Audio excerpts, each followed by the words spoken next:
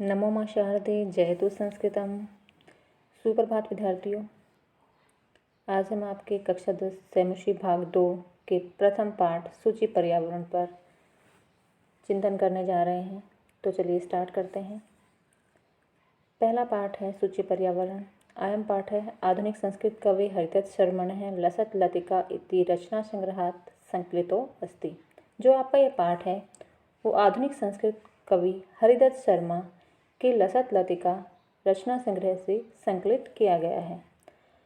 जो कवि है यहाँ पर महानगरों में यंत्राधिक्येन प्रवर्धित प्रदूषणों पर चिंतित माना है। जो पर्यावरण को प्रदूषित करने वाले परिवहन के साधन हैं उनके द्वारा किए गए प्रदूषित पर्यावरण से कवि यहाँ पर चिंतित मान है। स कथयति यत् इदं लोहचक्रम शरीरस्य मनस्य शोषकम् अस्ति। कवि यहाँ पर कह रहा है कि जो ये लोह चक्र है जो कि आदि मानव के समय पहिए के आविष्कार से स्टार्ट हुआ था, ये मनुष्य के शरीर और मन का शोषक है। अस्मादेव इसी के कारण ही वायुमंडलम मलिनम भवति, जो वायुमंडल है वो मलिन होता है। कवि महानगरीय जीवनात् सुदूरम नदी निर्झरस्य वृक्ष समूहम लताकुंजम पक्षीकुल कलरव कुंजितम वन प्रदेशम प्रति गमनाय अभिलषितम्। जो कवि है वो महानगरीय जीवन से दूर, जहाँ पर नदी निर्झर है, वृक्षों का समूह है, यानी जहाँ पर जंगल बहुत ज़्यादा पेड़ समूह हैं, जहाँ पर लताओं का कुंज है और जहाँ पर पक्षियों का समूह अपने कलरव से जिस प्रदेश को गुंजायमान कर रहा हो, ऐसे वन प्रदेश में कवि जाने की अभिलाषा करता है। दुर्वहमत्र जीवितम जातम प्रकृतेव शरणम। अब कवि यहाँ पर कह रहा है कि यहाँ पर जीवन जीना बड़ा कठिन हो गया है। प्रकृतेव शरणम, अब मेरे जीवन की शरण तो केवल प्रकृति ही है जो मुझे एक अच्छा जीवन प्रदान कर सकती है। सूची पर्यावरण, और कवि यहाँ पर अभिलाषा करता है कि जो पर्यावरण है वो पवित्र हो। महानगर मध्य चलद अनिशम कालाय चक्रम। महानगरों के मध्य जो काल रूपी जो वाहनों का जो चक्र है वो दिन रात चलता रहता है। मन शोष्यत तनु प्रेष्यत भ्रमति सदा वक्रम। और वो मन को और शरीर का शोषण तो करता ही है, इसके साथ साथ हमेशा इसको उल्टी दिशा में घुमाता भी रहता है। दुर्दान्ते दशई नमुना सैनय जग्र सन्नम। अब ऐसी दशा देख करके कवि को लग रहा है कि इस भयंकर दांतों वाले दानव से लोगों का विनाश अवश्य ही हो जाएगा। और कवि वापस से यहाँ अभिलाषा करता है सूची पर्यावरणम, अर्थात पर्यावरण पवित्र हो। कज्जल मलिनम धूमम मुंचति शतशक्तियानम।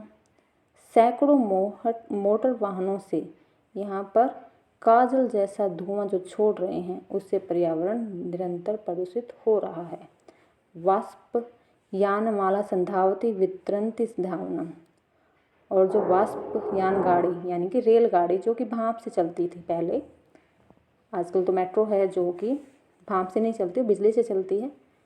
तो पहले की रेलगाड़ियों की कवि यहाँ पर बात कर रहा है कि जो रेलगाड़ियाँ हैं वो निरंतर फैली हुई दौड़ती रह रही हैं, मतलब दिन रात चल रही हैं, रुकने का नाम नहीं ले रही हैं। यानानाम पंक्तियों अनंता।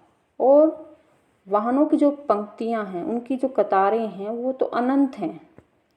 तो इसके कारण यहाँ पर तो चलना, आवागमन भी जो है वो बड़ा कठिन हो गया है। अब वायुमंडलम भृशम दूषितम न ही निर्मलम जलम। और जो वायुमंडल है वो भृशम दूषितम यानी बहुत अधिक दूषित हो गया है।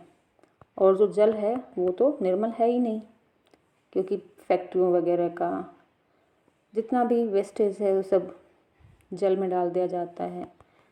तो जिस प्रकार वायुमंडल प्रदूषित हो रहा है उसी प्रकार जल भी प्रदूषित हो रहा है। कुचित वस्तु मिश्रितम भक्ष्यम समलम धरातलम। और जितनी भी भक्ष्य यानी खाने योग्य जितनी भी वस्तुएं हैं धरातल पर वो भी सारी की सारी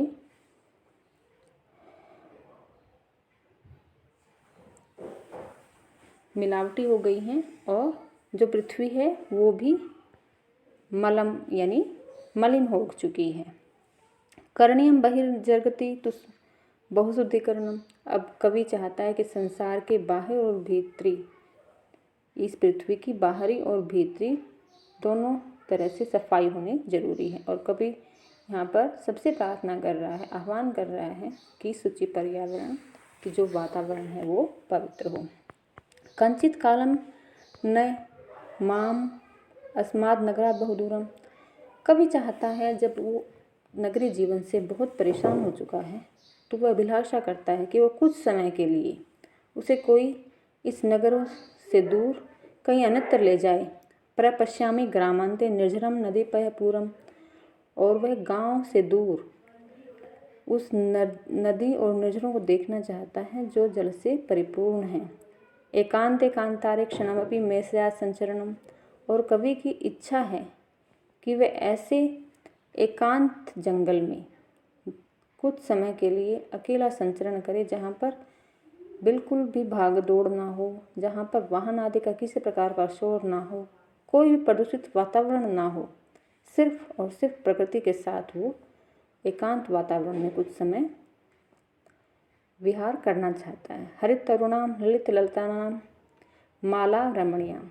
अब हरे हरे पेड़ों पर और सुंदर लताओं की जो माला है वो कवि को बड़ी रमणीय लगती है, यानी बहुत अधिक सुंदर लगती है।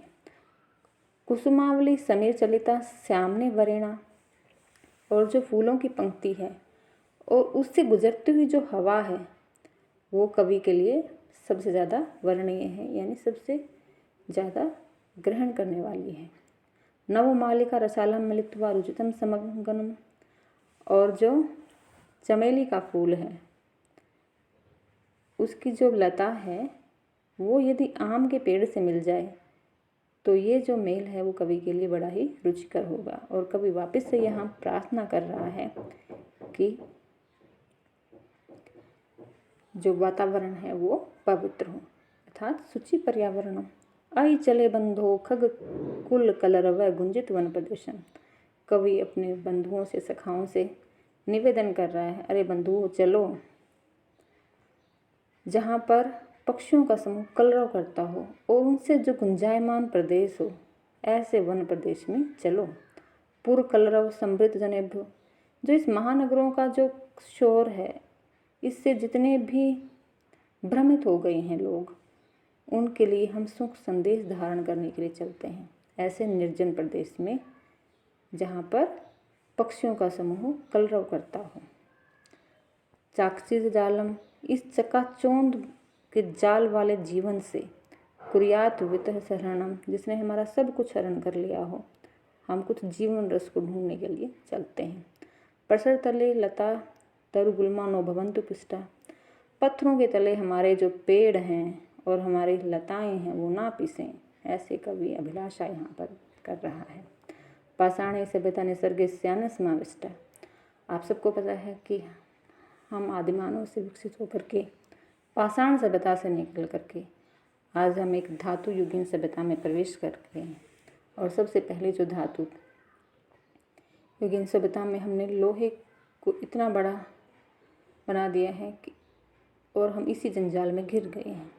तो कह रहे हैं कि पाषाण सभ्यता से निकल करके जब हमने धातु युगीन सभ्यता में प्रवेश किया है तो ऐसा ना हो कि हम उसी के नीचे निकल करके उसी में समाविष्ट या उसके नीचे दब जाएं। मानवाय जीवनम कामय।